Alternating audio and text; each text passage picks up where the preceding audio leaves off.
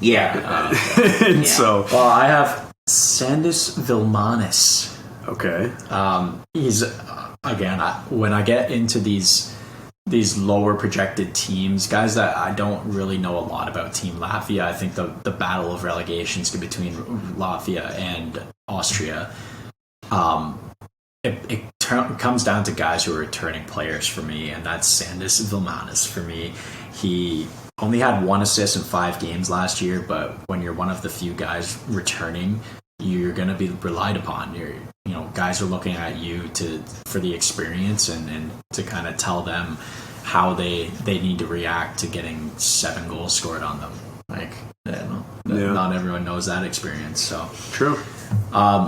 Not just for that reason, though. He's an OHL player. I've seen him. He plays for Sarnia in the OHL. He's just about a point per game. So, like you mentioned with a player before, I forget which one it was, but he has that North American experience. He probably knows a lot of the guys in this tournament. He knows what he's going to expect for them. So he's probably giving pointers when other OHLers are on the ice. I don't know. He reads to me like a guy who's going to be relied upon. He's one of the only guys actually drafted on this team as well. Mm-hmm. So low-hanging fruit in my mind. Yep.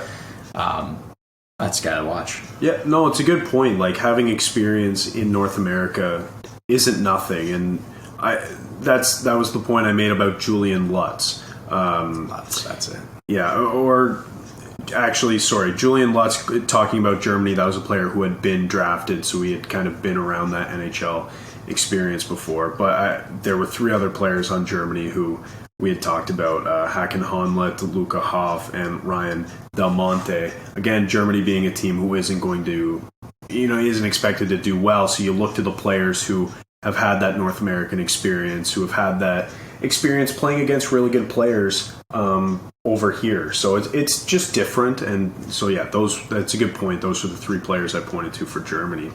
But yeah, talking about Team Latvia here, I'm not going to claim that I know any of these players more than the next guy. At Team Latvia, it's tough to sort of think about because a lot of the players either aren't drafted or don't play over here. So again, we're not trying to claim to be experts on these players, but when doing a little bit of research prior to, I picked a player, Geerts Silkens, and he's one of the only players on the team, I believe actually the only player on this roster who is currently still eligible to be drafted as an overager. And like your player case, he is playing in North America right now. He currently has 9 points in 22 games in the USHL this year. And like I said, I think he is technically draft eligible as an overager.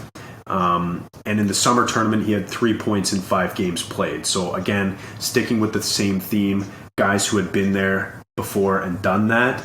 I think those are the players that you need to be looking at when these teams play, the likes of USA, for example. When Latvia gets spanked 8-0 by USA, when Luke Hughes is going up and down the ice and getting 8 points, you need to look to your more veteran players, the guys who have either been drafted or have played in the tournament before, and just say, like, hey, listen, like, what's the plan of attack here? What's the modus operandi? Like, you have to look to those guys, and Geerts Salkins was the guy that I picked. Yeah, it's interesting. There's actually a lot more North American players than I realized when I first looked at this team. There's 4 guys from the USHL, 3 guys from the NAHL, and then 1 from the WHL and 1 from the Q and 1 from the O. So I don't know. Maybe this team maybe they have something in the playbook and they're gonna play the spoiler. We'll see. We'll see if a guy becomes the next Zemgus Girgensons out of Latvia. And it's a statue built for him. Great name. The Latvian locomotive is what his nickname was at one point. Who called him that ever? Was it only Rick Jenneret? The 700,000 people who voted for him 20 times each to get him in the All-Star game. Oh, that's true. Yeah. Yeah. Oh, geez. But this is an interesting player.